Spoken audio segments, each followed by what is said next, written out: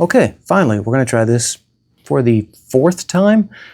New Living Translation, Daily Walk Bible. Today is July 3rd, and we are reading in the book of Proverbs. And I say this is my fourth time trying because I did not get the time this morning before I had to go to work early. So I'm doing this after work. And funny enough, the reason why it's the fourth time I was trying this is because we keep getting interrupted. And funny enough, my boss just called me and tried to interrupt me again. It's like, no matter what you do here, for some reason, the world fights you to not read this. So you have to claw at it and make sure you make time to do this, because otherwise it will not happen. Trust me. If you think, I'll just do it in the mornings, the world will find a way to interrupt you. So you either do it or you don't. So keep clawing, because anyway, you don't want to hear me talk anymore. July 3rd in this Bible. Book of Proverbs. Make sure you got your highlighters if you want to highlight. We are going to be reading in the very end of chapter 8 today. And I'm going to get my highlighter ready here. And it's going to begin in chapter 8, verse 33. I've explained why it starts in the middle of verses before. That's just the way these Bibles are set up. So follow along if you'd like. Hopefully you read yours this morning and you're already well ahead of me. Let's begin. Verse 33, Proverbs chapter 8. Listen to my instruction and be wise. Don't ignore it. Joyful are those who listen to me, watching for me daily at my gates, waiting for me outside my home. By the way, this is like if wisdom was a person, this is wisdom speaking to us, just as a refresher if you didn't watch yesterday's. For whoever finds me finds life and receives favor from God. But those who miss me injure themselves. All who hate me love death. Chapter 9. Wisdom has built her house. She has carved its 7 columns. She has prepared a great banquet, mixed with wines, and set the table. She has sent her servants to invite everyone to come. She calls out from the heights overlooking the city. Come in with me, she urges the simple. To those who lack judgment, she says, come, eat my food, and drink the wine I have mixed. Leave your simple ways behind and begin to live. Learn to use good judgment. I still personally battle with why there are places in the Bible talking about wine is a bad thing, too much, and then come drink wine. We'll figure that out later. Comment below if you'd like to have an opinion about it. Let's pick back up chapter 9, verse 7. Anyone who rebukes a mocker will get an insult in return. Anyone who corrects the wicked will get hurt. Whew. That's another very touchy proverb, don't you think? I mean, you can't let hell break loose around you. So, but yet it says anyone who corrects the wicked will get hurt. So be careful. Don't bother correcting mockers. They will only hate you. But correct the wise, and they will love you. Very true. Instruct the wise, and they will be even wiser. Teach the righteous, and they will learn even more. Fear the Lord is the foundation of wisdom. Knowledge of the Holy One results in good judgment. Wisdom will multiply your days and add years to your life. If you become wise, you will be the one to benefit. If you scorn wisdom, you will be the one to suffer. The woman named Folly is brash. She is ignorant and doesn't know it. She sits in her doorway on the heights overlooking the city.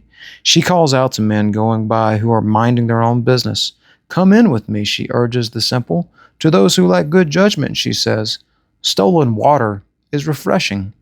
Food eaten in secret tastes the best. But little do they know that the dead are there. Her guests are in the depths of the grave. Chapter 10. The Proverbs of Solomon. A wise child brings joy to a father. A foolish child brings grief to a mother. Tainted wealth has no lasting value, but right living can save your life. Also, another one that's very touchy. There are places in the Bible where it talks about how to be wealthy, and as though that's a good thing, and there's places that talk about how wealth is terrible. The Lord will not let the godly go hungry, but he refuses to satisfy the cravings of the wicked. Lazy people are soon poor. Hard workers get rich. Right? Should we be rich? Should we work hard to be rich? I mean, tainted wealth, not hard work that results in richness. Anyway, let's pick back up in verse 5. A wise youth harvest in the summer, but one who sleeps during the harvest is a disgrace. The godly are showered with blessings. The words of the wicked conceal violent intentions. We have happy memories of the godly, but the name of a wicked person rots away. The wise are glad to be instructed, but babbling fools fall flat on their faces. People with integrity walk safely, but those who follow crooked paths will be exposed. People who wink at wrong cause trouble, but a bold reproof promotes peace. I have an asterisk on my Bible there. Nothing really to mention. Verse 11. The words of the godly are a life-giving foundation. The words of the godly are a life-giving fountain. The words of the wicked conceal violent intentions. Hatred stirs up quarrels, but love makes up for all offenses. Wise words come from the lips of people with understanding, but those lacking sense will be beaten with a rod. Wise people treasure knowledge, but the babbling of a fool invites disaster.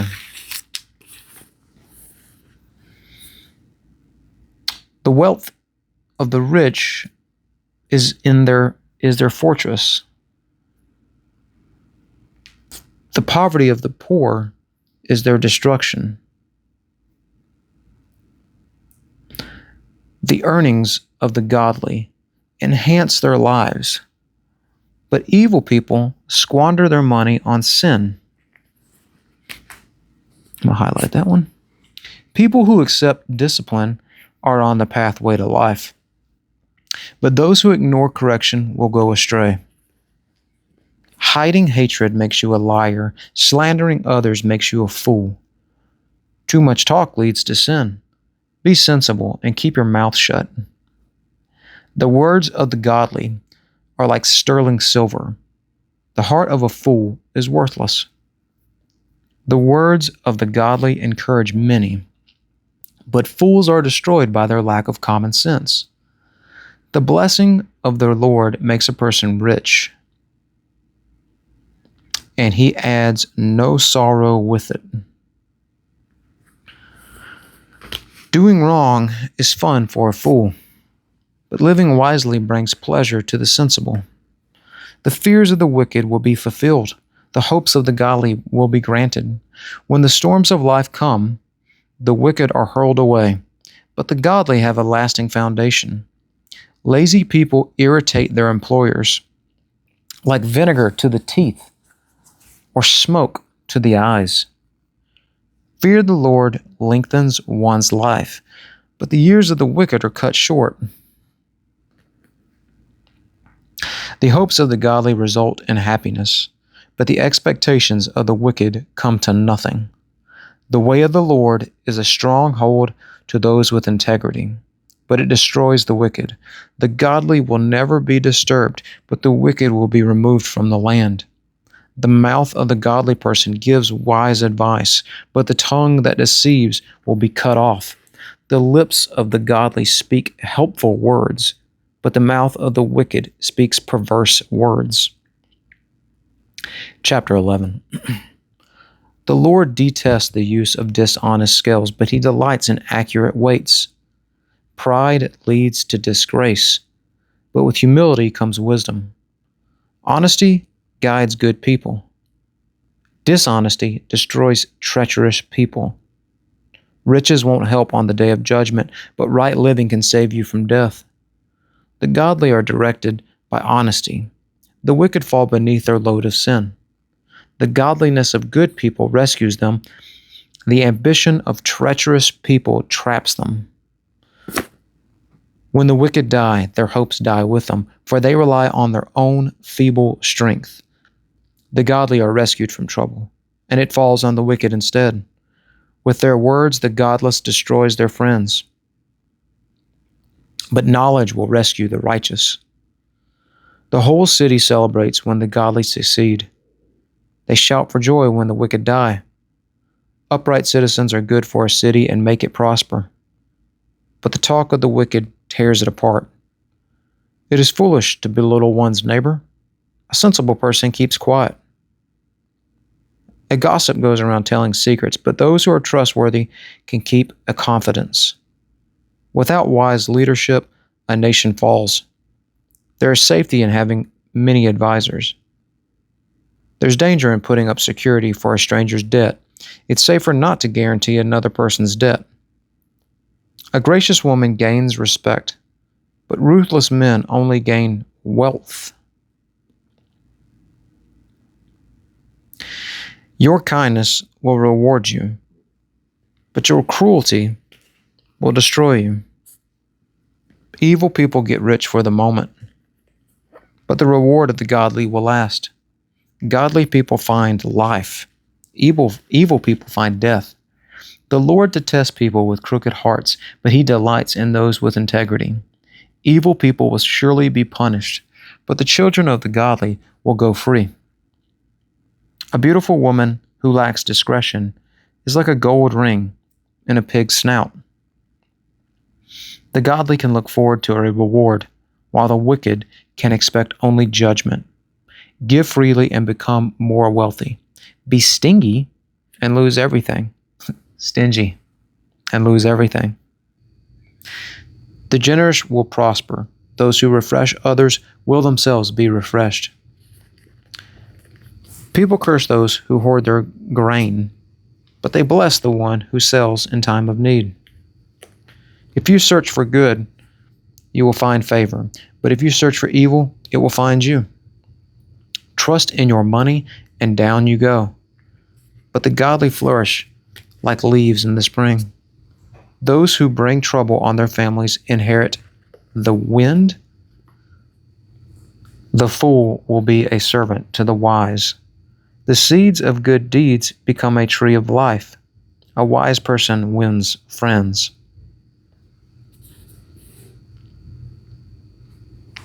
I have an asterisk here, and it says, and those who win souls are wise. If the righteous are rewarded here on earth, what will happen to the wicked sinners? Chapter 12. To learn, you must love discipline. It is stupid to hate correction. The Lord approves of those who are good, but He condemns those who plan wickedness. Wickedness never brings stability, but the godly have deep roots. A worthy wife is a crown for her husband, but a disgraceful woman is like cancer in his bones. The plans of the godly are just. The advice of the wicked is treacherous. The words of the wicked are like a murderous ambush, but the words of the godly save lives. The wicked die and disappear, but the family of the godly stands firm. A sensible person wins admiration, but a warped mind is despised. Better to be an ordinary person with a servant than to be a self-important but have no food. The godly care for their animals, but the wicked are always cruel. A hard worker has plenty of food, but a person who chases fantasies has no sense. We're going to look that one up in multiple translations. Thieves are jealous of each other's loot, but the godly are well-rooted and bear their own fruit. The wicked are trapped by their own words, but the godly escape such trouble. Wise words bring many benefits, and hard work brings reward. Fools think their own way is right, but the wise listen to others. A fool is quick-tempered, but a wise person stays calm when insulted. An honest witness tells the truth. A false witness tells lies. Some people make cutting remarks, but the words of the wise bring healing. Truthful words stand the test of time, but lies are soon exposed. Deceit fills hearts that are plotting evil. Joy fills hearts that are planning peace. No harm comes to the godly, but the wicked have their fill of trouble. The Lord detests lying lips, but he delights in those who tell the truth. The wise do not make a show of their knowledge, but fools broadcast their foolishness. Work hard and become a leader. Be lazy and become a slave. Worry weighs a person down. An encouraging word cheers a person up. The godly give good advice to their friends. The wicked lead them astray. All right, guys, that was it. It was a long read. I have multiple thoughts, and I don't know if I should share them as I'm doing my daily reading, or if they should be separate videos, separate shorts, and separate messages that I send to you guys. I think they probably should be that, but the problem is that a lot of times they come, these thoughts, while I'm reading my Bible, and I feel like I should share them then. And maybe I will. I'm not exactly sure how to handle that right now in this video. The other thing I can start doing is making these chapters where you can jump from maybe I have a thought back to the actual reading of the scripture during the video. I hope you're following along. I hope you read this morning and this before I read it, and you're not having any troubles sticking to the plan every single day and reading the Bible. So that's the only way you can finish it, guys. You won't do it if you don't find a way to make time to get it done. So find time, get it done. Thanks for all you guys who watch this and subscribe and care what I may say in these videos, or just want to listen to the Bible. Keep at it. See you tomorrow.